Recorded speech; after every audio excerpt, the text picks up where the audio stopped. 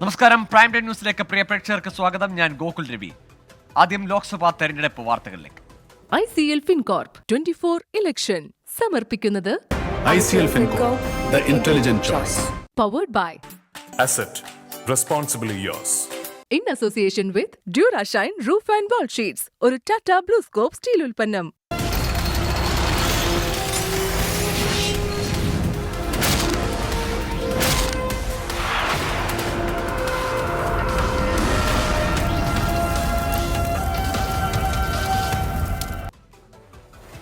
സംസ്ഥാനത്ത് തെരഞ്ഞെടുപ്പ് പ്രചാരണം ചൂടുപിടിക്കുന്നതിനിടെ ജനമനസ്സറിഞ്ഞ് 24 മെഗാ പ്രീ പോൾ സർവേ രണ്ടാം ദിനം പുറത്തുവിട്ട 4 മണ്ഡലങ്ങളിലെ കണക്കുകളിൽ 3 കോൺഗ്രസിനും 1 LDF-നുമാണ് മേൽക്കൈ. ഏറ്റവും കൂടുതൽ സാമ്പിളുകൾ ശാസ്ത്രീയമായി വിലയിരുത്തിയതിന് പിൻബലത്തിലാണ് 24 തെരഞ്ഞെടുപ്പ് സാധ്യതകൾ മുന്നോട്ട് വെക്കുന്നത്. പിടിതരാത്ത 4 ഇഞ്ചോടിഞ്ച് മണ്ഡലങ്ങൾ, 4 ക്രൂഷ്യൽ മണ്ഡലങ്ങൾ, 4 സൂപ്പർ മണ്ഡലങ്ങൾ. വെൽക്കം ടു 24 ഇലക്ഷൻ അഭിപ്രായ survey second round, second day. Kasaragod, Kozhikode, Pathanamthitta, Kollam Lok Sabha മണ്ഡലങ്ങളിലെ ജനം എങ്ങനെ ചിന്തിക്കുന്നുവെന്നാണ് 24 പ്രീപോൾ സർവേ രണ്ടാം ദിവസം അന്വേഷിച്ചത്. കാസർഗോഡ് മണ്ഡലത്തിൽ കാറ്റ് ഇടത്തോട്ടാണ്.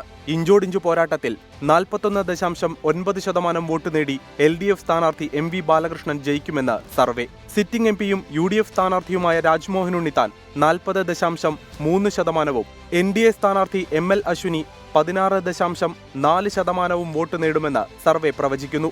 മറ്റുള്ളവർ 1.4% വോട്ട് നേടും. കോഴിക്കോടിന്റെ ഖൽബ് ഇത്തവണയും UDF സ്ഥാനാർത്ഥി MV രാഘവനോടൊപ്പമായിരിക്കും. 44.1% വോട്ട് നേടി MK രാഘവൻ 4ാമതും പാർലമെന്റിലെത്തുമെന്നാണ് സർവേ സൂചിപ്പിക്കുന്നത്. LDF-നു വേണ്ടി എളമരം കരീം 39.5% വോട്ട് നേടും. മുതിർന്ന നേതാവ് MT രമേശിനെ രംഗത്തിറക്കിയെങ്കിലും NDA-ക്ക് ലഭിക്കുക 15.8% വോട്ട് മാത്രമാണെന്ന് പ്രവചനം. ലോക്സഭയിലേക്ക് 4ാം ഊഴം തേടിയിറങ്ങുന്ന ആന്റോ ആന്റണിക്ക് പത്തനംതിട്ടയിൽ മത്സരം കടുക്കും. UDF സ്ഥാനാർത്ഥി ആന്റോ ആന്റണിയും LDF സ്ഥാനാർത്ഥി തോമസ് ഐസക്കും തമ്മിൽ വോട്ടിംഗ് ശതമാനത്തിലെ വ്യത്യാസം 0.9% മാത്രം. ആന്റോ ആന്റണിക്ക് 38.9% വോട്ടും തോമസ് ഐസക്കിന് 38% വോട്ടും ലഭിക്കുമെന്നാണ് സർവേ ഫലം. NDA-ക്ക് വേണ്ടി അനിൽ ആന്റണി 22.5% വോട്ട് നേടും. കൊല്ലം NK പ്രേമചന്ദ്രനെ കൈവിടില്ല. 44.8% വോട്ട് നേടി UDF സ്ഥാനാർത്ഥി ജയമുറപ്പിക്കും. LDF-ന്റെ M മുകേഷ് 41.1% വോട്ട് നേടുമെന്നും പ്രവചനം. NDA-യുടെ G കൃഷ്ണകുമാർ 13.2% വോട്ട് നേടുമെന്നാണ് പ്രീപോൾ സർവേയിൽ പറയുന്നത്. Election desk 24. കേരളത്തിൽ കൂടുതൽ പേർ ഇഷ്ടപ്പെടുന്ന രാഷ്ട്രീയ നേതാവ് ആര്? ഇതാണ് 24 പ്രീപോൾ സർവേ രണ്ടാം ദിനം മുന്നോട്ട് വെച്ച ബിഗ് ക്വസ്റ്റ്യൻ. മുഖ്യമന്ത്രി പിണറായി വിജയനാണ് 44.5% പിന്തുണയോടെ ഒന്നാമത്. മണ്ഡലം തിരിച്ചുള്ള അഭിപ്രായ സർവേക്കൊപ്പമാണ് വോട്ടിനെ സ്വാധീനിക്കുന്ന ഘടകങ്ങൾ തേടിയുള്ള 24 പ്രീപോൾ സർവേയുടെ ബിഗ് ക്വസ്റ്റ്യൻ. കേരളത്തിൽ നിങ്ങൾ ഇഷ്ടപ്പെടുന്ന രാഷ്ട്രീയ നേതാവ് ആര്? 24 മുന്നോട്ട് വെച്ചത് 6 പേരുകൾ. സർവേയിൽ പങ്കെടുത്ത 44.5% തെരഞ്ഞെടുത്തത് മുഖ്യമന്ത്രി പിണറായി വിജയനെ. മുഖ്യമന്ത്രിയെ നേർക്കുനേർ വിമർശിക്കുന്ന പ്രതിപക്ഷ നേതാവ് VD സതീശന് 24.6% പേരുടെ പിന്തുണ. അതിൽ Pinarayi Vijayan, VD Satheesan, Ramesh Chennithala, Surendran, V Muraleedharan, MV Govindan. Here comes the result. Pinarayi Vijayan 44.5% ആളുകൾ പിണറായി വിജയൻ ഇഷ്ടപ്പെടുന്ന പോപ്പുലർ നേതാവായി കരുതുന്നു. അത്ഭുതമില്ല, നമ്മൾ കണ്ടതാണത്. ഓരോ മണ്ഡലത്തിൽ നോക്കുമ്പോൾ പിണറായി വിജയൻ തന്നെയാണ് റേറ്റിംഗ് കൂടുതൽ. 3ാം സ്ഥാനത്ത് മുൻ പ്രതിപക്ഷ നേതാവ് രമേശ് ചെന്നിത്തല 17.6% പേരുടെ പിന്തുണ. BJP സംസ്ഥാന അധ്യക്ഷൻ K സുരേന്ദ്രനാണ് 4ാം സ്ഥാനത്ത്. 8.4% പേർ K സുരേന്ദ്രനെ പിന്തുണച്ചു. കഴിഞ്ഞ സർവേകളിൽ എമർജ് ചെയ്ത് വന്നിരുന്നത് VD സതീശനും K സുധാകരനുമായിരുന്നു. ഇത്തവണത്തെ സർവേയിൽ സുധാകരൻ മാറി രമേശ് ചെന്നിത്തല ജനകീയ നേതാക്കളുടെ ഇടയിലേക്ക് കയറി വന്നിരിക്കുന്നത്. 3% പേർ പിന്തുണച്ച V മുരളീധരനാണ് പട്ടികയിൽ 5ാം സ്ഥാനം. CPIM സംസ്ഥാന സെക്രട്ടറി MV ഗോവിന്ദനെ 1.9% പേർ അനുകൂലിച്ചു. വരും ദിവസങ്ങളിലും 24 മെഗാ പ്രീപോൾ സർവേക്കൊപ്പം പ്രധാന വിഷയങ്ങളിൽ വോട്ടേഴ്സിന്റെ മനസ്സറിയാം. Election desk 24. തെരഞ്ഞെടുപ്പ് കമ്മീഷൻ ആസ്ഥാനത്ത് പ്രതിഷേധിച്ച് തൃണമൂൽ കോൺഗ്രസ് നേതാക്കൾ കസ്റ്റഡിയിൽ തുടരുന്നു. നേതാക്കളെ പോലീസ് കയ്യേറ്റം ചെയ്തെന്ന് ആരോപിച്ച് തൃണമൂൽ കോൺഗ്രസ് പ്രതിനിധി സംഘം ഗവർണർ CB ആനന്ദബോസിനെ കണ്ടു. കേന്ദ്ര ഏജൻസികളെ ദുരുപയോഗം ചെയ്യുന്നുവെന്ന പരാതിയുമായി തെരഞ്ഞെടുപ്പ് കമ്മീഷനെ കാണാനെത്തിയവരാണ് പ്രതിഷേധിച്ചത്. ബൽറാം നെൻഗാടിയുണ്ട് ഡൽഹിയിൽ നിന്ന്. ബൽറാം, ഇവരുടെ അറസ്റ്റ് രേഖപ്പെടുത്തിയിട്ടുണ്ടോ? ജാമ്യം അല്ലെങ്കിൽ മറ്റ് തുടർ നടപടികളിലേക്ക് കടക്കുന്നില്ലേ പോലീസ്? ഗോകുൽ, ഈ നേതാക്കളെ കസ്റ്റഡിയിലെടുത്ത് പോലീസ് അജ്ഞാത കേന്ദ്രത്തിലേക്ക് മാറ്റുകയായിരുന്നു എന്ന ആരോപണമാണ് തൃണമൂൽ കോൺഗ്രസ് ആദ്യം ഉന്നയിച്ചത്. തൃണമൂലിന്റെ 5 എംപിമാരും 4 മുൻ എംപിമാരും അടങ്ങുന്ന സംഘത്തെ തട്ടിക്കൊണ്ടുപോയി പോലീസ് എന്നായിരുന്നു ആരോപണം. പിന്നീടാണ് ഇവർ എവിടെ എന്നതുമായി ബന്ധപ്പെട്ടുള്ള വിവരങ്ങൾ ലഭിച്ചത്. ഡൽഹി മന്ദിർമാർഗ് പോലീസ് സ്റ്റേഷനിലേക്ക് കൊണ്ടുപോകുന്നു എന്ന് പറഞ്ഞാണ് തങ്ങളെ ബസ്സിലേക്ക് കയറ്റിയതെന്നും, എന്നാൽ 1.5 മണിക്കൂറിലധികം സമയം ഡൽഹി നഗരത്തിലൂടെ ഈ ബസ്സിൽ ഇവര് തുടർച്ചയായി യാത്ര ചെയ്യിച്ചു എന്നും പിന്നീട് പ്രതിഷേധിച്ചതോടെ മന്ദിർമാർഗിൽ തന്നെ എത്തിക്കുകയായിരുന്നു എന്നുമാണ് എംപിമാർ അറിയിക്കുന്നത്. ഇവരെ പോലീസ് കയ്യേറ്റം ചെയ്ത വിഷയത്തിലാണ് അഭിഷേക് ബാനർജിയുടെ നേതൃത്വത്തിലുള്ള 11-അംഗ സംഘം ഗവർണർ TV ആനന്ദബോസിനെ കണ്ട് പരാതി അറിയിച്ചിരിക്കുന്നത്. വനിതാ എംപിമാർ അടക്കമുള്ളവരെ പോലീസ് വലിച്ചിഴച്ചു എന്നാണ് തൃണമൂൽ കോൺഗ്രസ് നേതാക്കൾ ആരോപിക്കുന്നത്. ഇത് ജനാധിപത്യത്തിന്റെ ഹത്യയാണ് എന്നും തെരഞ്ഞെടുപ്പ് കമ്മീഷനാണ് ഇതിന് ഉത്തരവാദി എന്നുമാണ് ആരോപണം. എന്തായാലും വരും ദിവസങ്ങളിൽ ഇക്കാര്യത്തിൽ പ്രതിഷേധം കടുപ്പിക്കാൻ തന്നെയാണ് തൃണമൂൽ കോൺഗ്രസിന്റെ തീരുമാനം. ശരി, ഡൽഹിയിൽ ഇന്ന് തൃണമൂൽ കോൺഗ്രസിന്റെ പ്രതിഷേധമുണ്ടായിരുന്നു. കസ്റ്റഡിയിലെടുത്ത നേതാക്കളെ ഇപ്പോഴും അറസ്റ്റ് രേഖപ്പെടുത്തുക അല്ലെങ്കിൽ അവരെ റിമാൻഡ് ചെയ്യുക, തുടർ നടപടികളിലേക്ക് കടന്നിട്ടില്ല എന്നതാണ്. തൃണമൂൽ കോൺഗ്രസിന്റെ നേതാക്കൾ CV ആനന്ദബോസിനെ ഗവർണർ ഉൾപ്പെടെ കണ്ട് പ്രതിഷേധം അറിയിക്കുന്നു. വരും ദിവസങ്ങളിലും പ്രതിഷേധം തുടരാനാണ് തൃണമൂലിന്റെ തീരുമാനം. സംസ്ഥാനത്തെ ലോക്സഭാ തെരഞ്ഞെടുപ്പ് ചിത്രം തെളിഞ്ഞു. 20 മണ്ഡലങ്ങളിലായി 194 സ്ഥാനാർത്ഥികളാണ് മത്സര രംഗത്തുള്ളത്. ഏറ്റവും കൂടുതൽ സ്ഥാനാർത്ഥികൾ കോട്ടയത്തും കുറവ് സ്ഥാനാർത്ഥികൾ ആലത്തൂരിലുമാണ്. നാമനിർദ്ദേശ പത്രിക പിൻവലിക്കാനുള്ള സമയപരിധി അവസാനിച്ചു. സ്ഥാനാർത്ഥികൾക്കുള്ള ചിഹ്നം തെരഞ്ഞെടുപ്പ് കമ്മീഷൻ അനുവദിച്ചു. സംസ്ഥാനത്തെ 20 ലോക്സഭാ മണ്ഡലങ്ങളിലായി നാമനിർദ്ദേശ പത്രിക നൽകിയത് 290 പേർ. സൂക്ഷ്മ പരിശോധനയിൽ 86 പേരുടെ പത്രിക തള്ളി. 10 പേർ നാമനിർദ്ദേശ പത്രിക പിൻവലിച്ചു. ഇതോടെ 20 ലോക്സഭാ മണ്ഡലങ്ങളിലായി മത്സരരംഗത്തുള്ളത് 194 സ്ഥാനാർത്ഥികൾ. ഏറ്റവും കൂടുതൽ സ്ഥാനാർത്ഥികൾ കോട്ടയത്ത് 14 പേരാണ് കോട്ടയത്ത് മത്സരിക്കുന്നത്. കോഴിക്കോട് 13 പേരും കണ്ണൂർ, കൊല്ലം, തിരുവനന്തപുരം മണ്ഡലങ്ങളിൽ 12 സ്ഥാനാർത്ഥികൾ വീതവും മത്സരരംഗത്തുണ്ട്. കാസർഗോഡ് 9, വടകര 10, വയനാട് 9, മലപ്പുറം, പൊന്നാനി 8 വീതം, പാലക്കാട് 10, തൃശൂർ 9, ചാലക്കുടി 11, എറണാകുളം 10, ഇടുക്കി 7, ആലപ്പുഴ 11, മാവേലിക്കര 9, പത്തനംതിട്ട 8, ആറ്റിങ്ങൽ 7, ആലത്തൂർ 5 എന്നിങ്ങനെയാണ് സ്ഥാനാർത്ഥികളുടെ എണ്ണം. 14 മണ്ഡലങ്ങളിലായി 25 വനിതാ സ്ഥാനാർത്ഥികളുണ്ട്. കണ്ണൂർ, മലപ്പുറം, തൃശൂർ, കോട്ടയം, മാവേലിക്കര, പത്തനംതിട്ട മണ്ഡലങ്ങളിൽ വനിതാ സ്ഥാനാർത്ഥികളില്ല. സ്ഥാനാർത്ഥി ചിത്രം തെളിഞ്ഞതോടെ വരണാധികാരികൾ ഓരോരുത്തർക്കുമുള്ള ചിഹ്നം അനുവദിച്ചു. അലക്സ് റാം മുഹമ്മദ്, 24, തിരുവനന്തപുരം. കണ്ണൂർ ലോക്സഭാ മണ്ഡലത്തിൽ വോട്ടിംഗ് യന്ത്രത്തിൽ കെ സുധാകരന്റെ പേര് തിരുത്തിയ നടപടി തെരഞ്ഞെടുപ്പ് കമ്മീഷൻ പിൻവലിച്ചു. കെ സുധാകരന്റെ പേരിനൊപ്പം പിതാവിന്റെ പേര് കൂട്ടിച്ചേർത്താണ് പട്ടിക പ്രസിദ്ധീകരിച്ചത്. ഇത് വോട്ടർമാർക്കിടയിൽ ആശയക്കുഴപ്പം ഉണ്ടാക്കുമെന്ന് UDF പരാതിപ്പെട്ടു. കെ സുധാകരൻ തെരഞ്ഞെടുപ്പ് കമ്മീഷന് പരാതി നൽകിയതിന് പിന്നാലെ പേര് തിരുത്തിയ നടപടി പിൻവലിച്ചു. സുധാകരന്റെ പേരിൽ 2 അപരന്മാർ മത്സര രംഗത്തുണ്ട്. കേരളത്തിൽ കൺസ്യൂമർ ഫെഡിന്റെ റമദാൻ, വിഷു ചന്തകൾക്ക് തെരഞ്ഞെടുപ്പ് കമ്മീഷന്റെ അനുമതിയില്ല. ഇത്തവണ കേരളത്തിലെ ജനങ്ങൾക്ക് ആശ്വാസകരമാകേണ്ട കാര്യം ഇല്ലാതാക്കിയെന്ന് മന്ത്രി VN വാസവൻ ആരോപിച്ചു. തെരഞ്ഞെടുപ്പ് കമ്മീഷന്റെ നടപടിക്കെതിരെ സർക്കാർ ഹൈക്കോടതിയെ സമീപിച്ചു. ഹർജി നാളെ പരിഗണിക്കും. തെരഞ്ഞെടുപ്പുമായി ബന്ധപ്പെട്ട വാർത്ത റിപ്പോർട്ട് ചെയ്തതിന് 24 റിപ്പോർട്ടർക്ക് നേരെ സൈബർ ആക്രമണം. ആലപ്പുഴ റിപ്പോർട്ടർ മനീഷ് മഹിപാലിനെതിരെയാണ് ഒരു വിഭാഗത്തിന്റെ അധിക്ഷേപവും വധഭീഷണിയും. 24 പോലീസിൽ പരാതി നൽകി. ശ്രീകുമാരൻ ചേരുന്നുണ്ട് വിശദാംശങ്ങളുമായി. ശ്രീജിത്ത്, ഇതാരാണ് ഈ ഭീഷണിക്ക് പിന്നിലെന്ന് വ്യക്തമാകുന്നുണ്ടോ? അതല്ല വ്യാജ പേരുകൾക്ക് പിന്നിൽ മറഞ്ഞിരുന്നുള്ള ഭീഷണിയാണോ? തീർച്ചയായും വ്യാജ പേരുകൾക്ക് പിന്നിൽ മറഞ്ഞിരുന്നുകൊണ്ടുള്ള ഭീഷണി തന്നെയാണ് ഗൂഗിളിൽ നടക്കുന്നത്. കാരണം ഇന്നലെ ആണ് 24ന്റെ ആ സർവേ പുറത്തു വന്നത്. അതിനുശേഷമാണ് ഇത്തരത്തിൽ മനീഷ് മഹിപാലിനെതിരെ ഗൂഢാലോചനയും അതുപോലെ തന്നെ ഈ പറയുന്ന വ്യാജ ആരോപണങ്ങളും ഉയരുന്നത്. എന്നാലും 24 ഒരു പരാതി നൽകിയിട്ടുണ്ട്. ആ പരാതിയുടെ പേരിൽ പോലീസ് നടപടി സ്വീകരിക്കുമെന്ന് തന്നെയാണ് നമ്മൾ കരുതുന്നത്. മനീഷ് മഹിപാലിനെ വധിക്കുമെന്ന തരത്തിൽ തന്നെയാണ് ഇത്തരത്തിലുള്ള പ്രചരണങ്ങൾ നടക്കുന്നത്. എന്നാലും രൂക്ഷമായ രീതിയിലുള്ള ആരോപണങ്ങൾക്കെതിരെ 24 ഒരു പരാതി നൽകിയിട്ടുണ്ട്. അതിനെതിരെ ശക്തമായ നിയമ നടപടി സ്വീകരിക്കുമെന്നാണ് ഇപ്പോൾ അറിയിച്ചിട്ടുള്ളത്.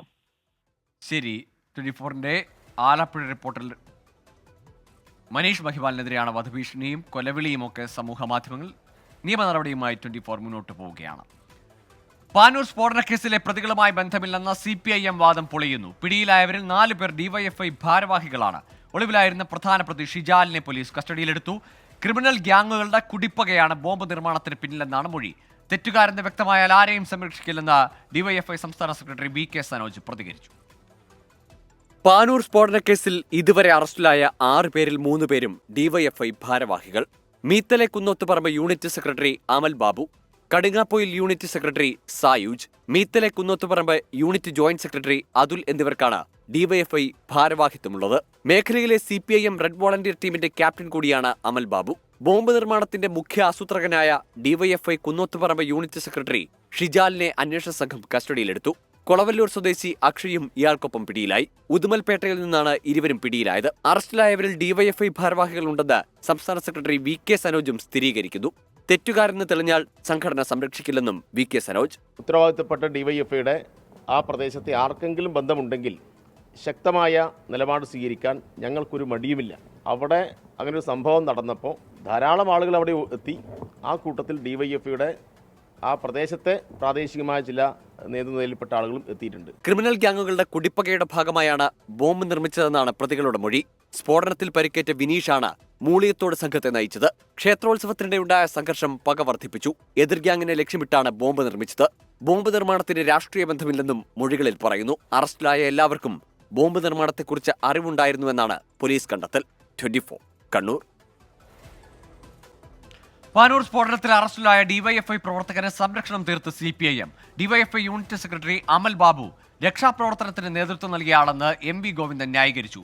CPIM-ന് ബോംബ് നിർമ്മിക്കേണ്ട ആവശ്യമില്ലെന്നും കർശന നടപടി ഉണ്ടാകുമെന്നും മുഖ്യമന്ത്രി പിണറായി വിജയൻ വ്യക്തമാക്കി. പാനൂർ സ്ഫോടന കേസ് NIA അന്വേഷിക്കണമെന്ന് രമേശ് ചെന്നിത്തല ആവശ്യപ്പെട്ടു. പാനൂർ സ്ഫോടന കേസിൽ അറസ്റ്റിലായ DYFI unit secretary Amal Babu രക്ഷാപ്രവർത്തനത്തിന് സ്ഥലത്തെത്തിയതെന്നാണ് CPM സംസ്ഥാന സെക്രട്ടറി MV ഗോവിന്ദന്റെ വിശദീകരണം. ഞാൻ ഇന്ന് രാവിലെ തന്നെ അന്വേഷിച്ചു എന്താ പ്രശ്നം. ഇവര് ചെതറിക്കിടക്കുന്ന സന്ദർഭത്തിൽ നാട്ടുകാരെല്ലാം ഓടിക്കൂടിയപ്പോ അതിന്റെ മുമ്പന്തിയിൽ നിന്ന് അവർ ആശുപത്രിയിൽ നീക്കാനും ചികിത്സ നൽകാനും വേണ്ടി പ്രവർത്തിച്ച ഒരു ഡിവൈഎഫ്ഐ പ്രവർത്തകനാണ്. ഇപ്പോ ഇതിന്റെ എല്ലാ ഭാഗവും അന്വേഷിച്ചപ്പോൾ അദ്ദേഹത്തെ പോലീസ് പിടിച്ചിരിക്കുകയാണ്. സ്ഫോടനത്തിൽ രാഷ്ട്രീയം കാണേണ്ടതില്ലെന്നാണ് മുഖ്യമന്ത്രിയുടെ പ്രതികരണം. നമ്മുടെ നാട്ടിൽ ബോംബ് നിർമ്മിക്കേണ്ട യാതൊരു ആവശ്യമില്ല. നിയമപരമായിട്ടുള്ള നടപടികൾ അതിനെതിരെ എടുത്തു കഴിഞ്ഞിട്ടുണ്ട്. അത് ശക്തമായിട്ട് തന്നെ നടപടികൾ എടുത്തു പോകും. അതിനകത്തൊന്നും രാഷ്ട്രീയമായിട്ട് കാര്യങ്ങൾ കാണേണ്ടതില്ല. തെറ്റാണ് ചെയ്തിട്ടുള്ളത്. ആ തെറ്റ് ചെയ്തവർക്കെതിരെ നടപടികളുണ്ട്. കേസ് NIA അന്വേഷിക്കണമെന്നാണ് കോൺഗ്രസിന്റെ ആവശ്യം. ബോംബ് ഉണ്ടാക്കിയത് CPM, ബോംബ് പൊട്ടിത്തെറിച്ച് മരിച്ചത് CPM-കാരൻ, പരിക്കേറ്റത് CPM-കാരൻ, ആശുപത്രിയിൽ കൊണ്ടുപോയത് CPM-കാര്, മരിച്ചവരുടെ ശവസംസ്കാരത്തിന് പോയത് CPM നേതാക്കൾ. പിന്നെ ഇതിന്ന് എങ്ങനെയാണ് ഒഴിഞ്ഞു മാറാൻ പറ്റുന്നത്? തെരഞ്ഞെടുപ്പ് ആയതുകൊണ്ട് പറയാണ് ഞങ്ങൾക്കൊരു ബന്ധമില്ല. സംഭവത്തിൽ തെരഞ്ഞെടുപ്പ് കമ്മീഷന് പരാതി നൽകുമെന്ന് വടകരയിലെ UDF സ്ഥാനാർത്ഥി ഷാഫി പറമ്പിൽ പറഞ്ഞു. ബോംബ് നിർമ്മിച്ചവരെ പാർട്ടി മുൻപേ തള്ളിക്കളഞ്ഞവരായിരുന്നുവെന്ന് LDF സ്ഥാനാർത്ഥി KK ശൈലജ. വിവിധ ബ്യൂറോകൾക്കൊപ്പം 24 കണ്ണൂർ. ചേർത്തല പള്ളിപ്പുറത്ത് CPIM പ്രവർത്തകരെ കൊലപ്പെടുത്താൻ ശ്രമിച്ച കേസിൽ പ്രതികളായ 2 BJP പ്രവർത്തകർക്ക് 18 വർഷം തടവ്. പള്ളിപ്പുറം വാലേഴത്ത് വെളി പ്രജേഷ്, അഖിൽ എന്നിവരെയാണ് ചേർത്തല കോടതി ശിക്ഷിച്ചത്. 2017 ഇൻഫോ പാർക്കിന് സമീപത്തായിരുന്നു വധശ്രമം. CPIM പ്രവർത്തകരായ പ്രജീഷ്, വിപിൻ എന്നിവരെയാണ് കൊലപ്പെടുത്താൻ ശ്രമിച്ചത്. ലോക്സഭാ തെരഞ്ഞെടുപ്പ് പ്രചാരണത്തിനായി CPIM-ന്റെ ദേശീയ നേതാക്കൾ കേരളത്തിലേക്ക്. Party general secretary Sitaram Yechury, PB അംഗങ്ങളായ പ്രകാശ് കാരാട്ട്, ബൃന്ദ കാരാട്ട്, തപൻ സെൻ, സുഭാഷ്ണി അലി, കേന്ദ്ര സെക്രട്ടേറിയറ്റ് അംഗം ബിജു കൃഷ്ണൻ എന്നിവരാണ് പ്രചാരണത്തിനായി എത്തുന്നത്. ഈ മാസം 15 മുതൽ 23 വരെ വിവിധ പരിപാടികളിൽ പങ്കെടുക്കും. തൃശൂരിലെ CPIM ബാങ്ക് അക്കൗണ്ടുകളിൽ 99% രഹസ്യമായവയെന്ന് എൻഫോഴ്സ്മെന്റ് ഡയറക്ടറേറ്റ്. കരുവന്നൂരിന് സമാനമായി കേരളത്തിലെ 12 ബാങ്കുകളിൽ ക്രമക്കേടുകൾ നടന്നുവെന്നാണ് കണ്ടെത്തൽ. ഈ ബാങ്കുകളുടെ പട്ടിക ED ധനകാര്യ മന്ത്രാലയത്തിന് കൈമാറി. കേന്ദ്ര തെരഞ്ഞെടുപ്പ് കമ്മീഷന് ED നൽകിയ കത്തിന്റെ വിവരങ്ങൾ 24-ന് ലഭിച്ചു. 24 എക്സ്ക്ലൂസീവ്. തൃശൂർ ജില്ലയിൽ മാത്രം CPIM-ന് 81-ലധികം അക്കൗണ്ടുകളുണ്ട്. ഇതിൽ 99% വെളിപ്പെടുത്താത്തവയാണെന്ന് ED. തൃശൂരിൽ 90-ലധികം ഇടങ്ങളിൽ പാർട്ടിക്ക് വസ്തുവകകളുണ്ട്. ഈ വിവരങ്ങളും വെളിപ്പെടുത്തിയിട്ടില്ല. കരുവന്നൂർ സർവീസ് സഹകരണ ബാങ്കിന്റെ ഡയറക്ടർ ബോർഡിനെ കൂടാതെ നയപരമായ കാര്യങ്ങളും വായ്പ അനുവദിക്കലും നിയന്ത്രിക്കുന്നത് CPIM-ന്റെ രാഷ്ട്രീയ ഉപസമിതിയും പാർലമെന്ററി കമ്മിറ്റിയുമാണെന്നും ED റിപ്പോർട്ടിൽ പറയുന്നു. അതിനായി പ്രത്യേക മിനിറ്റ് ബുക്ക് സൂക്ഷിച്ചിരുന്നു. CPIM-ലെ ഉന്നത രാഷ്ട്രീയ നേതാക്കളുടെ നിർദ്ദേശപ്രകാരം വിവിധ ആളുകൾക്ക് അനധികൃത വായ്പ അനുവദിച്ചതായും അന്വേഷണത്തിൽ വെളിപ്പെട്ടിട്ടുണ്ടെന്നും തെരഞ്ഞെടുപ്പ് കമ്മീഷനും കേന്ദ്ര ധനകാര്യ മന്ത്രാലയത്തിനും ED നൽകിയ കത്തിൽ വ്യക്തമാക്കുന്നുണ്ട്. കേരളത്തിലെ മറ്റു 12 ബാങ്കുകളിൽ കൂടി കരുവന്നൂരിന് സമാനമായ തട്ടിപ്പ് നടന്നു. ഈ ബാങ്കുകളുടെ പട്ടിക ഉൾപ്പെടെ ചേർത്താണ് കത്ത്. CPIMന്റെ വെളിപ്പെടുത്താത്തതായി ED കണ്ടെത്തിയ അക്കൗണ്ടുകൾ ആദായനികുതി വകുപ്പിന്റെ നിരീക്ഷണത്തിലാണ്. അസ്വാഭാവിക ഇടപാട് കണ്ടെത്തിയാൽ ഉടൻ നടപടിക്കാണ് നീക്കം. ബാങ്ക് അക്കൗണ്ട് നോക്കിയല്ല CPIMന്റെ പ്രവർത്തനമെന്ന് മുഖ്യമന്ത്രി പിണറായി വിജയൻ പ്രതികരിച്ചു. തെരഞ്ഞെടുപ്പ് പോലുള്ള കാര്യങ്ങളെന്ന് പറയുന്നത് നാട്ടുകാർ വോട്ട് മാത്രമല്ല ഞങ്ങൾക്ക് തരിക, അതിൽ ധാരാളം പൈസയും നാട്ടുകാർ തരും. തെരഞ്ഞെടുപ്പിൻ്റെ ആവശ്യത്തിനുള്ള ചിലവൊക്കെ നാട്ടുകാർ തരുന്ന പൈസയുടെ ഭാഗമായിട്ടാണ് ഞങ്ങൾ നിറവേറ്റി പോകുന്നത്. അങ്ങനെ നടത്തുന്നൊരു പാർട്ടിയെ, അവിടുത്തെ പ്രവർത്തനത്തെ നിർവീര്യമാക്കാം ഇതുകൊണ്ട് എന്ന് BJP കരുതിയിട്ടുണ്ടെങ്കിൽ അത് കടുത്ത അബദ്ധമായിപ്പോയി. തെരഞ്ഞെടുപ്പ് അടുത്തതോടെ EDയും ആദായനികുതി വകുപ്പും രാഷ്ട്രീയ ലക്ഷ്യം വെച്ച് പ്രവർത്തിക്കുന്നുവെന്ന CPM സംസ്ഥാന സെക്രട്ടറി MV ഗോവിന്ദൻ. കരുവന്നൂർ സഹകരണ ബാങ്ക് തട്ടിപ്പ് കേസിൽ CPIM തൃശൂർ ജില്ലാ സെക്രട്ടറി MM വർഗീസിനെയും മുൻ MP PK ബിജുവിനെയും ED വീണ്ടും ചോദ്യം ചെയ്തു. ലോക്കൽ കമ്മിറ്റി അക്കൗണ്ടുകളെക്കുറിച്ച് തനിക്കറിയില്ലെന്ന് വർഗീസ്. നമുക്ക് കൊടുക്കാൻ കഴിയുന്നതല്ലേ നമുക്ക് കൊടുക്കാൻ കഴിയാം. ഇല്ലാത്ത കാര്യം കൊടുക്കാൻ പറ്റുമോ? നമ്മുടെ കൈവശം ഇല്ലാത്ത രേഖകളോ അല്ലെങ്കിൽ കാര്യങ്ങളോ നമുക്ക് കൊടുക്കാൻ കഴിയില്ല. കേന്ദ്ര ഏജൻസികളുടെ നടപടികൾക്കെതിരെ ഹൈക്കോടതിയെ സമീപിക്കാനുള്ള നീക്കം CPIM ആരംഭിച്ചു. പ്രാദേശിക തലത്തിൽ പ്രതിഷേധം ശക്തമാക്കാനും തീരുമാനമുണ്ട്. EDക്ക് പിന്നാലെ പാർട്ടി അക്കൗണ്ടുകളിൽ മേൽ ആദായനികുതി വകുപ്പും പിടിമുറുക്കുകയാണ്. ഇടപാട് സംബന്ധിച്ച വിശദാംശങ്ങൾ ആദായനികുതി വകുപ്പ് പരിശോധിക്കും. വീഴ്ച കണ്ടെത്തിയാൽ ഉടൻ നടപടിക്ക് തന്നെയാണ് സാധ്യത. വിനീത VG 24 കൊച്ചി. CPIM തൃശൂർ ജില്ലാ കമ്മിറ്റിയുടെ ബാങ്ക് അക്കൗണ്ടിനെതിരായ ആദായനികുതി വകുപ്പ് നടപടിക്കെതിരെ കേന്ദ്ര തെരഞ്ഞെടുപ്പ് കമ്മീഷന് കത്തയച്ച് ജനറൽ സെക്രട്ടറി സീതാറാം യെച്ചൂരി. ആദായനികുതി വകുപ്പിന്റേത് ക്രമവിരുദ്ധവും അപലപനീയവുമായ നടപടിയെന്ന് കത്തിൽ ചൂണ്ടിക്കാട്ടുന്നു. LDFനെതിരെയുള്ള മോദി സർക്കാരിന്റെ രാഷ്ട്രീയ പ്രേരിതമായ ആസൂത്രിത നീക്കമാണ് നടപടിക്ക് പിന്നിലെന്നും ആരോപണം. തെരഞ്ഞെടുപ്പ് സമയത്ത് രാഷ്ട്രീയ പാർട്ടികൾക്ക് നേരെ നടപടി ഉണ്ടാകില്ലെന്ന് സുപ്രീം കോടതിയിൽ നൽകിയ ഉറപ്പിന് വിരുദ്ധമായാണ് ആദായനികുതി വകുപ്പിന്റെ നടപടിയെന്നും കത്തിൽ പറയുന്നു. തെരഞ്ഞെടുപ്പ് പ്രക്രിയ പൂർത്തിയാകുന്നതുവരെ ഉത്തരവ് നിർത്തിവെക്കാൻ ആദായനികുതി വകുപ്പിന് നിർദ്ദേശം നൽകണമെന്നും കത്തിൽ CPIM ആവശ്യപ്പെട്ടു. വിവാദ ചിത്രം ദ കേരള സ്റ്റോറി വിദ്യാർത്ഥികൾക്കായി പ്രദർശിപ്പിച്ച് ഇടുക്കി രൂപത. ബോധവൽക്കരണത്തിന്റെ ഭാഗമെന്ന് വിശദീകരണം. സിനിമ ആര് പ്രദർശിപ്പിച്ചാലും അംഗീകരിക്കില്ലെന്ന് പ്രതിപക്ഷ നേതാവ് VD സതീശൻ പ്രതികരിച്ചു. സിനിമയിൽ പറയുന്ന കാര്യങ്ങൾ ക്രൈസ്തവ സമൂഹം അംഗീകരിച്ചെന്ന് BJP സംസ്ഥാന അധ്യക്ഷൻ K സുരേന്ദ്രൻ. വിവാദമായ ദ കേരള സ്റ്റോറിക്കെതിരെ സംസ്ഥാനത്തെ ഭരണ പ്രതിപക്ഷ കക്ഷികൾ ഒന്നടങ്കം രംഗത്ത് വരുന്നതിനിടെയാണ് ചിത്രം ഇടുക്കി രൂപത പ്രദർശിപ്പിച്ചത്. 10 മുതൽ +2 വരെയുള്ള വിദ്യാർത്ഥികൾക്ക് വേണ്ടിയായിരുന്നു പ്രദർശനം. പ്രണയത്തെക്കുറിച്ചുള്ള ബോധവൽക്കരണത്തിന്റെ ഭാഗമായിട്ടാണ് കുട്ടികളെ സിനിമ കാണിച്ചതെന്നാണ് രൂപതയുടെ വിശദീകരണം. ഈ പ്രണയക്കുരുക്കിൽ വീണു പോകാതിരിക്കാൻ വേണ്ടി ശ്രദ്ധിക്കേണ്ട കാര്യങ്ങളെ കുറിച്ചാണ്. അങ്ങനെ വീണു പോകരുത്. പെൺകുട്ടികളെ പ്രണയക്കുരുക്കിൽപ്പെടുത്തി തീവ്രവാദത്തിലേക്ക് നയിക്കുന്ന ലവ് ജിഹാദ് ഉണ്ട്. അതിൽ വർഗീയത കലർത്തുന്നതാണ് ആശയക്കുഴപ്പത്തിന് കാരണമെന്നാണ് ഇടുക്കി രൂപതയുടെ നിലപാട്. ഒരു രീതി ഉണ്ട് എന്ന് മാത്രമാണ് പറഞ്ഞത്. അതിന്റെ അകത്ത് ഒരു മതത്തെ കുറിച്ച് നമ്മൾ പരാമർശിച്ചിട്ടില്ല. അതിനെക്കുറിച്ച് ഒരു ധ്വനി നമ്മൾ കൊടുത്തിട്ടില്ല. ഇടുക്കി രൂപതയുടെ നടപടിക്കെതിരെ പ്രതിപക്ഷ നേതാവ് VD സതീശൻ രംഗത്തെത്തി. കേരളത്തിൽ നടന്നിട്ടില്ലാത്ത സംഭവങ്ങളാണ് സിനിമയിലുള്ളതെന്നും കേരളത്തെ അപമാനിക്കുന്നതാണ് സിനിമയുടെ പ്രമേയമെന്നും VD സതീശൻ. അതൊരു തെറ്റായ സമീപനമാണ്. കേരള സ്റ്റോറി എന്ന് പറയുന്നത് അതൊരു ശരിയായ കഥയല്ല. അത് കേരളത്തെ അപമാനിക്കുന്നതിന് വേണ്ടി ഉണ്ടാക്കിയ ഒരു സ്റ്റോറിയാണ്. സിനിമയുടെ പ്രദർശനം ക്രൈസ്തവ സമൂഹം അത് അംഗീകരിച്ചതിന്റെ തെളിവാണെന്ന് K സുരേന്ദ്രൻ. ജനങ്ങൾ എന്താണോ ചിന്തിക്കുന്നത് എന്നുള്ളതിൻ്റെ തെളിവാണല്ലോ അത്. UDFും LDFും എത്രമാത്രം ബഹളം വെച്ചിട്ടും ക്രൈസ്തവ സമൂഹം അടക്കം ആ സിനിമയെ അംഗീകരിച്ചു. ദ കേരള സ്റ്റോറി കഴിഞ്ഞ ദിവസം ദൂരദർശനിൽ സംപ്രേഷണം ചെയ്തതും വിവാദമായിരുന്നു. സംസ്ഥാനത്തെയും ഒരു പ്രത്യേക വിഭാഗത്തെയും മോശമായി ചിത്രീകരിക്കുന്നുവെന്നാണ് ചിത്രത്തെക്കുറിച്ചുള്ള ആക്ഷേപം. 24 ഇടുക്കി. വാർത്തകളിലേക്ക് വീണ്ടും. ഡൽഹി മുഖ്യമന്ത്രി അരവിന്ദ് കെജ്രിവാളിന് നാളെ നിർണായകം. മദ്യനയ അഴിമതി കേസിൽ ED അറസ്റ്റ് ചോദ്യം ചെയ്ത് നൽകിയ ഹർജിയിൽ ഹൈക്കോടതി നാളെ വിധി പറയും. ജസ്റ്റിസ് സ്വർണകാന്ത ശർമ്മ നാളെ ഉച്ചയ്ക്ക് 2:30 വിധി പറയുക. അറസ്റ്റ് രാഷ്ട്രീയ പ്രേരിതമെന്നാണ് അരവിന്ദ് കെജ്രിവാളിന്റെ പ്രധാന വാദം. തനിക്കെതിരെ നിലവിൽ തെളിവുകളില്ലെന്നും അന്വേഷിച്ച് കണ്ടെത്തണമെന്നാണ് ED തന്നെ റിമാൻഡ് റിപ്പോർട്ടിൽ പറയുന്നതെന്നും അരവിന്ദ് കെജ്രിവാൾ കോടതിയിൽ ചൂണ്ടിക്കാട്ടി. വിവാദമായ മദ്യനയ രൂപീകരണത്തിൽ മുഖ്യ സൂത്രധാരൻ അരവിന്ദ് കെജ്രിവാൾ ആണെന്നാണ് EDയുടെ വാദം. അരവിന്ദ് കെജ്രിവാൾ തുടർച്ചയായി സമൻസുകൾ അവഗണിച്ചെന്നും അന്വേഷണത്തോട് സഹകരിച്ചില്ലെന്നും ED കോടതിയിൽ വാദിച്ചു. ശക്തമായ വാദപ്രതിവാദങ്ങൾ കേട്ട ശേഷമാണ് കേസ് വിധി പറയാൻ മാറ്റിയത്. ജസ്റ്റിസ് സ്വർണകാന്ത ശർമ്മ നാളെ ഉച്ചയ്ക്ക് 2:30 വിധി പറയും. ആഴ്ചയിൽ 5 തവണ അഭിഭാഷകരുമായി കൂടിക്കാഴ്ച നടത്താൻ അനുമതി നൽകണമെന്ന അരവിന്ദ് കെജ്രിവാളിന്റെ ഹർജിയിൽ റൌസ് അവന്യൂ കോടതിയും നാളെ വിധി പറയും. കേസിൽ ഇടക്കാല ജാമ്യം തേടി വിചാരണ കോടതിയെ സമീപിച്ച BRS നേതാവ് K കവിതയ്ക്ക് തിരിച്ചടി നേരിട്ടു. കവിത തെളിവ് നശിപ്പിച്ചെന്ന് ചൂണ്ടിക്കാട്ടി ED ജാമ്യാപേക്ഷയെ എതിർത്തിരുന്നു. മകന് പരീക്ഷയെന്ന് ചൂണ്ടിക്കാട്ടിയാണ് കവിത ജാമ്യം ആവശ്യപ്പെട്ടത്. ഇത് മതിയായ കാരണമല്ലെന്ന് വിലയിരുത്തിയ വിചാരണ കോടതി ജഡ്ജി കാവേരി ബവേജ ഹർജി തള്ളി. 24 ഡൽഹി. പ്രധാനമന്ത്രി നരേന്ദ്രമോദിക്കെതിരെ തെരഞ്ഞെടുപ്പ് കമ്മീഷന് പരാതി നൽകി കോൺഗ്രസ് പ്രകടന പത്രിക തയ്യാറാക്കിയത് മുസ്ലിം ലീഗ് ആണെന്ന പ്രധാനമന്ത്രിയുടെ പരാമർശത്തിലാണ് പരാതി. വർഗീയത ആളിക്കത്തിക്കാനാണ് പ്രധാനമന്ത്രി ശ്രമിക്കുന്നതെന്ന് വിമർശനം.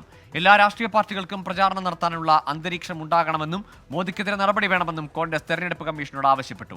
തിരുവനന്തപുരത്തെ NDA സ്ഥാനാർത്ഥി രാജീവ് ചന്ദ്രശേഖറിനെതിരെ UDFും തെരഞ്ഞെടുപ്പ് കമ്മീഷനെ സമീപിച്ചു.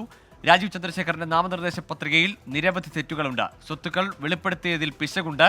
KPCCക്കെതിരെ തെരഞ്ഞെടുപ്പ് കമ്മീഷന് പരാതി നൽകാൻ കേന്ദ്ര സഹമന്ത്രിയുടെ ലെറ്റർ ഹെഡ് ഉപയോഗിച്ചു തുടങ്ങിയവയാണ് പരാതികൾ. സംസ്ഥാനത്ത് വെള്ളിയാഴ്ച വരെ താപനില ഉയരാൻ സാധ്യതയെന്ന് കേന്ദ്ര കാലാവസ്ഥാ വകുപ്പിന്റെ മുന്നറിയിപ്പ്. 12 ജില്ലകളിൽ യെല്ലോ അലർട്ട് പ്രഖ്യാപിച്ചു. സംസ്ഥാനത്ത് ഉഷ്ണതരംഗ സാധ്യത നിലനിൽക്കുന്നതായി ദുരന്ത നിവാരണ authority member secretary Sekhar Kuriakose 24നോട് പറഞ്ഞു. തെക്കൻ കേരളത്തിലും മധ്യ കേരളത്തിലും വേനൽ മഴയ്ക്കും സാധ്യതയുണ്ട്. സംസ്ഥാനം കടുത്ത വേനലിൽ പല ജില്ലകളും ചുട്ടുപൊള്ളുന്നു. പാലക്കാട് ഉയർന്ന താപനില 41 ഡിഗ്രി സെൽഷ്യസ് വരെ വർദ്ധിക്കാൻ സാധ്യതയെന്ന് മുന്നറിയിപ്പ്. കൊല്ലത്ത് ഉയർന്ന താപനില 39 ഡിഗ്രി സെൽഷ്യസ് വരെയും തൃശൂർ, കോഴിക്കോട്, പത്തനംതിട്ട, കോട്ടയം ജില്ലകളിൽ 38 ഡിഗ്രി സെൽഷ്യസ് വരെയും രേഖപ്പെടുത്തിയേക്കും.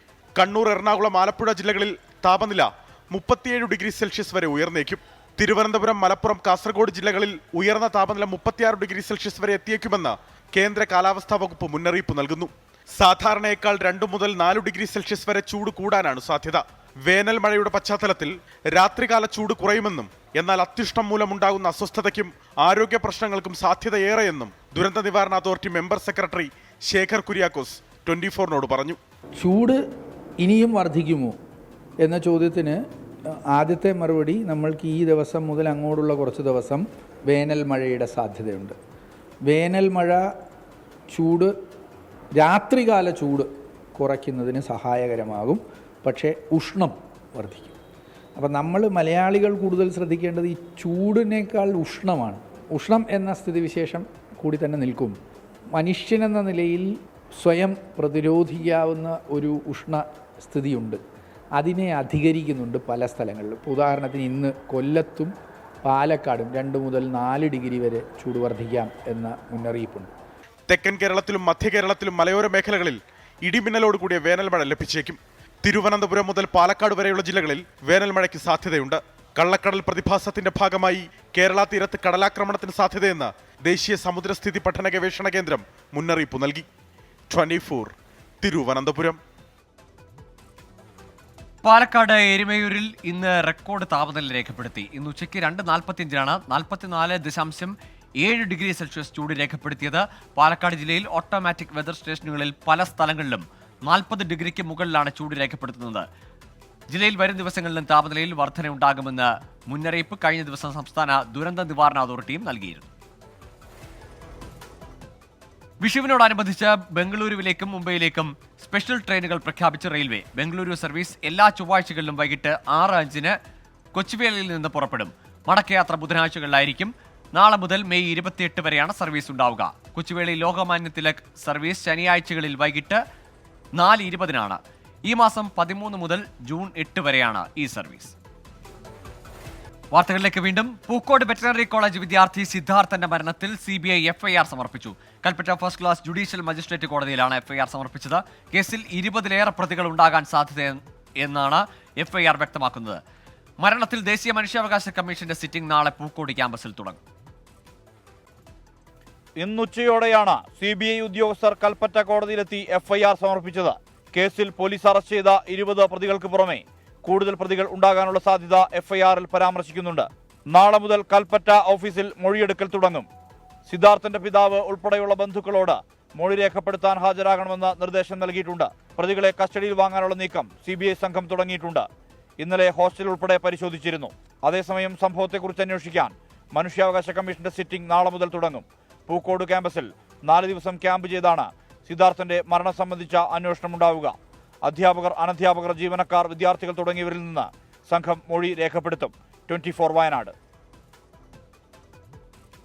സൗദിയിൽ വധശിക്ഷയ്ക്ക് വിധിക്കപ്പെട്ട് ജയിലിൽ കഴിയുന്ന കോഴിക്കോട് ഫറോക്ക് സ്വദേശി അബ്ദുൾ റഹീമിന്റെ മോചനത്തിനായി കക്ഷി രാഷ്ട്രീയ ഭേദമന്യേ കഠിന പ്രയത്നത്തിലാണ് എല്ലാവരും. അബ്ദുറഹീമിനെ മോചിപ്പിക്കാൻ ഇനി 8 ദിവസം മാത്രമാണ് ബാക്കിയുള്ളത്.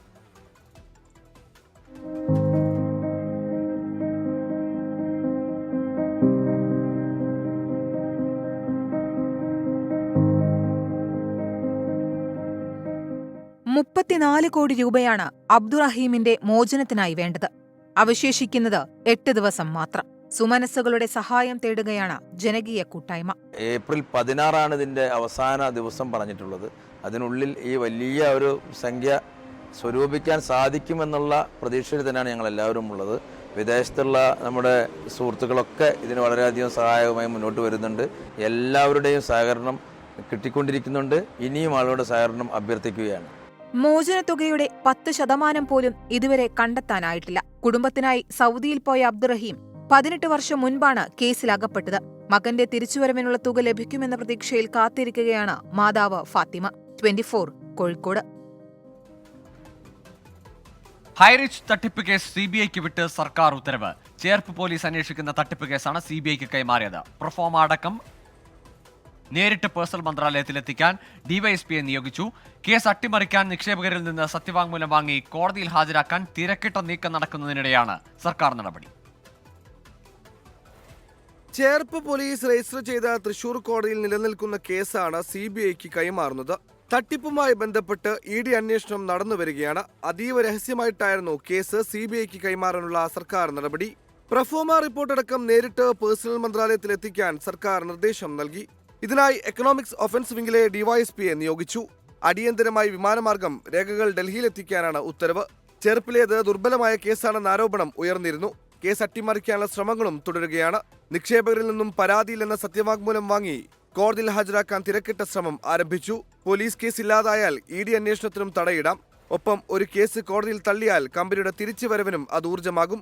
ചേർപ്പ് കേസിലെ പ്രോസിക്യൂട്ടറെ സ്വാധീനിച്ചെന്ന് ഹൈറിച്ച് സംഘത്തിന്റെ ഓഡിയോ കഴിഞ്ഞ ദിവസം പുറത്തു വന്നിരുന്നു.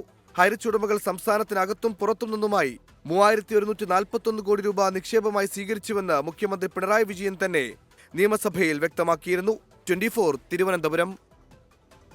പ്രൈം ഡേ ന്യൂസിലേക്ക് വീണ്ടും. വിശ്വാസികൾക്ക് വ്രതശുദ്ധിയുടെ നാളുകൾ. അൽ മുക്താദിർ ഗോൾഡൻ ഡയമണ്ട്സ് പുണ്യങ്ങളുടെ പൂക്കാലം സമർപ്പിക്കുന്നത് എല്ലാ ആഭരണങ്ങളും ഇപ്പോൾ പണിക്കൂലിയില്ലാതെ വാങ്ങാം. അൽ മുക്താദിർ ജ്വല്ലേഴ്സ്.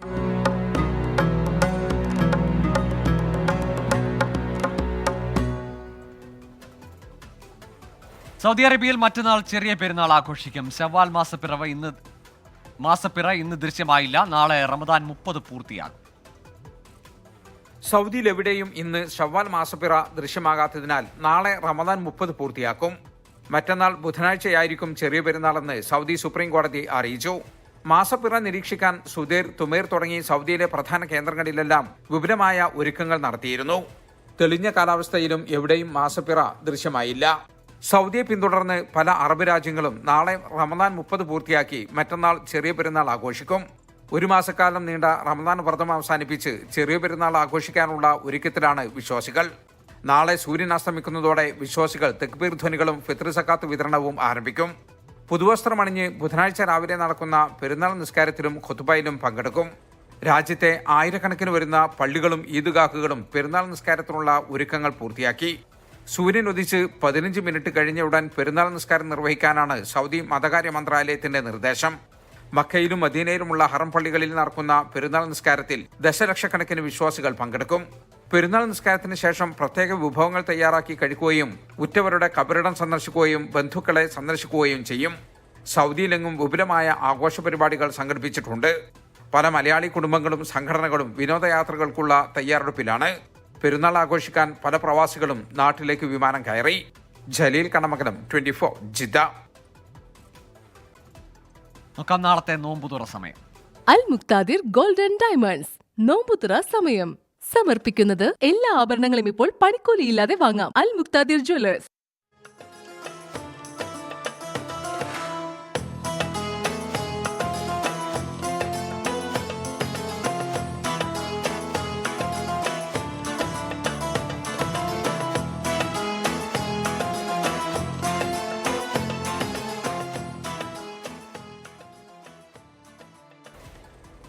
കോട്ടയത്ത് നാടകീയ നീക്കങ്ങളുമായി ജോസഫ് ഗ്രൂപ്പിൽ നിന്ന് രാജിവെച്ച സജി മഞ്ഞക്കടമ്പിൽ. പാലായിൽ ജോസഫ് ഗ്രൂപ്പ് ഓഫീസിൽ നിന്ന് KM മാണിയുടെ ചിത്രം എടുത്തുകൊണ്ടുപോയി.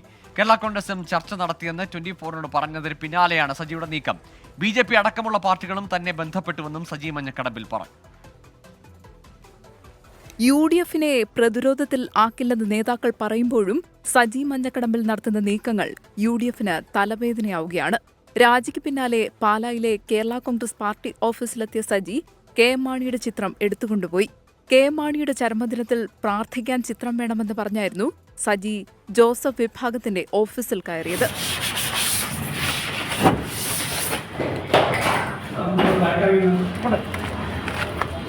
UDF-ലേക്ക് ഇനി ഇല്ല എന്ന് ആവർത്തിച്ച സജി മോൻസിനെതിരെയും ഇന്നും ആരോപണങ്ങൾ ഉന്നയിച്ചു. ഫ്രാൻസിസ് സ്ഥാനാർത്ഥിയായി വന്നതിന് ശേഷം ഞാൻ സ്ഥാനാർത്ഥിക്കൊപ്പം ലൈവായി ഇറങ്ങി സ്ഥാനാർത്ഥിയെ വിജയിപ്പിക്കാനായി കൂടെ നിന്നപ്പോൾ അത് മോൻസിന് ഇഷ്ടപ്പെട്ടിട്ടില്ല എന്ന് കരുതുന്നു. ഏതായാലും പിന്നെ ഒരാഴ്ചയായപ്പോൾ എന്നെ ഫ്രാൻസിസ് ജോർജ് അന്വേഷിക്കാനോ വിളിക്കാനോ ശ്രമിച്ചില്ല. രാഷ്ട്രീയ ഭാവി എന്താണെന്ന് തീരുമാനിച്ചിട്ടില്ലെങ്കിലും മാതൃസംഘടനയുമായി ചർച്ച നടത്തിയ കാര്യം തുറന്നു പറഞ്ഞ് സജി മഞ്ഞക്കടമ്പിൽ. ജോസ് കെ മാണി ഇന്നലെ പറഞ്ഞ വാക്കുകൾക്ക് ഞാൻ അദ്ദേഹത്തിന് നന്ദി രേഖപ്പെടുത്തുന്നു. ഞാൻ കേരള കോൺഗ്രസിൽ പ്രവർത്തിച്ചുകൊണ്ടിരുന്ന കാലഘട്ടത്തിൽ അദ്ദേഹത്തിന് അറിയാം, വീറോടുകൂടി പ്രവർത്തിച്ച ആളാണ്.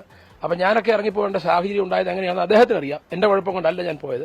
അപ്പോൾ തിരിച്ചു വന്നാൽ വരട്ടെ എന്ന് അദ്ദേഹം ആഗ്രഹിക്കുന്നുണ്ടെങ്കിൽ തീർച്ചയായിട്ടും അതിനെക്കുറിച്ച് എനിക്ക് നമ്മുടെ സഹപ്രവർത്തകരോട് ആലോചിച്ച് എനിക്ക് മറുപടി പറയാൻ സാധിക്കുകയുള്ളൂ. സജിയെ തിരികെ വിളിക്കേണ്ട എന്ന നിലപാടിൽ തന്നെയാണ് UDF നേതൃത്വം. അനുനയ ചർച്ചകൾ പൂർണ്ണമായും അവസാനിപ്പിച്ചു.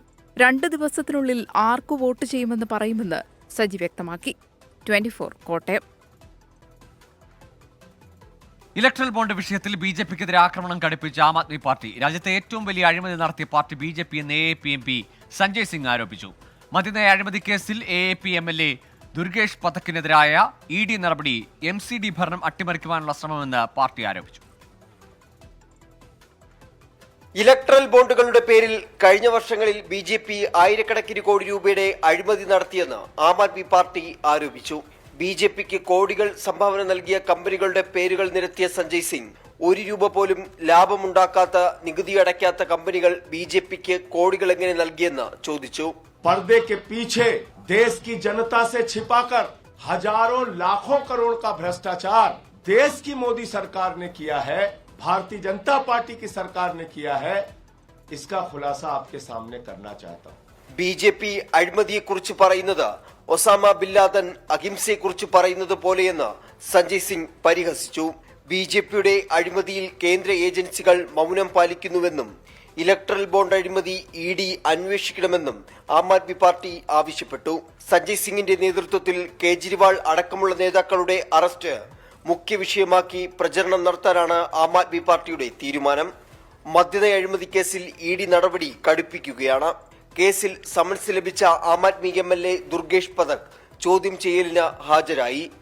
50 കൌൺസിലർമാരെ BJPയിലെത്തിച്ചാൽ അറസ്റ്റ് ഒഴിവാക്കാമെന്ന് BJP വാഗ്ദാനം ചെയ്തിരുന്നതായും അത് നിരസിച്ചതോടെയാണ് ചോദ്യം ചെയ്യലെന്നും ആം ആദ്മി ആരോപിച്ചു.